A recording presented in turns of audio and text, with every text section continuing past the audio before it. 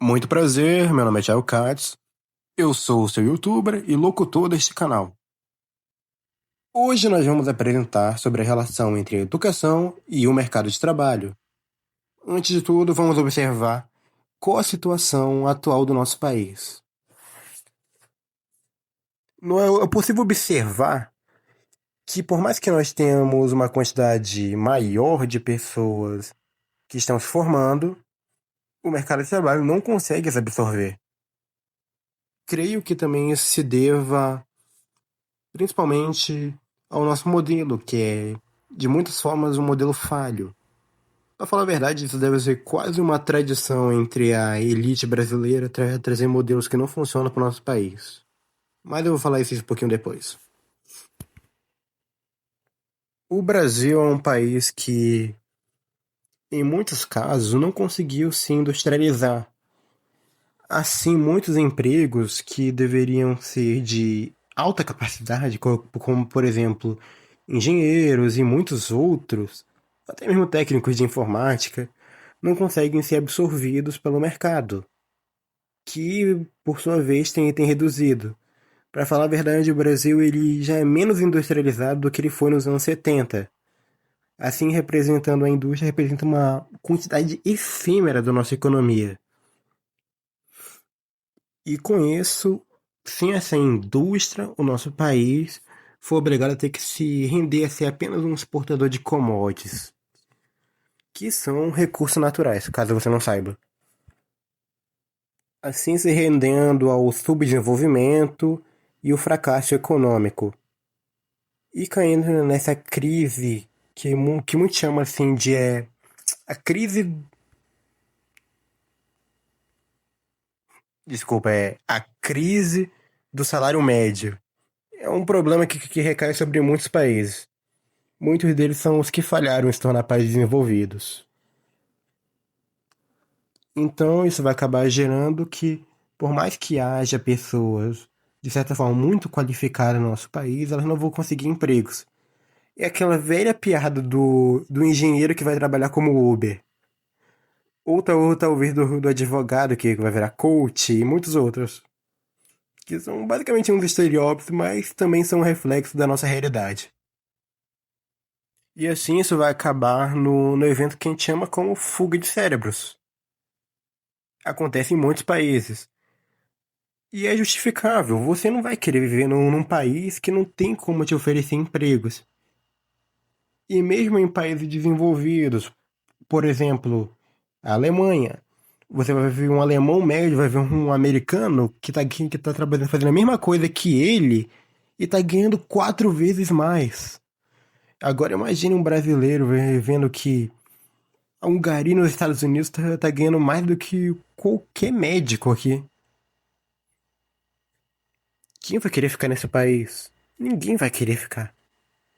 As pessoas mais bem preparadas do nosso país estão indo para fora. Tecnologia, as mentes.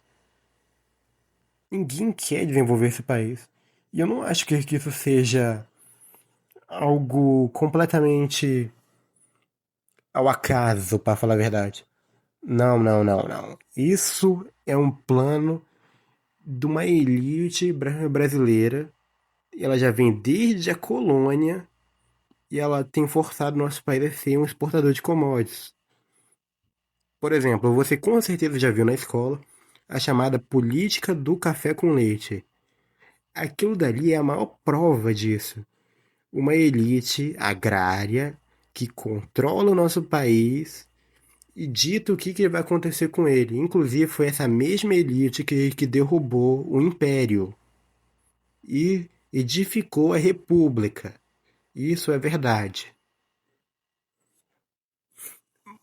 E chegando numa conclusão, você ficando nesse país é uma perca de tempo.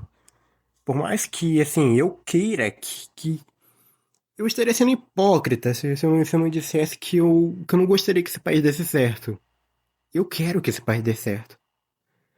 Mas, infelizmente, as forças que regem ele não vão permitir que ele se desenvolva ou pelo menos saia de uma crise.